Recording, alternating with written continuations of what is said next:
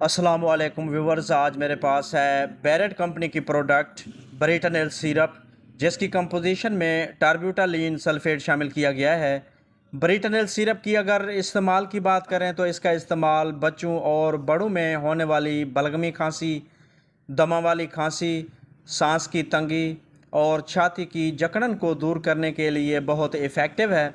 अगर ब्रिटानिल सिरप की प्राइस और इसकी पैकिंग की बात करें तो ये 69 रुपीज़ में 60 ml की पैकिंग में मार्केट में अवेलेबल है। तो व्यूवर्स, ये थी मुख्तसर सी इन्फॉर्मेशन जो ब्रिटानिल सिरप के बारे में थी। अगर मेरी ये इन्फॉर्मेशन आपको अच्छी लगी तो मेरी वीडियो को लाइक कीजिएगा, शेयर कीजिएगा। Thanks for watching. अल्लाह हाफिज़।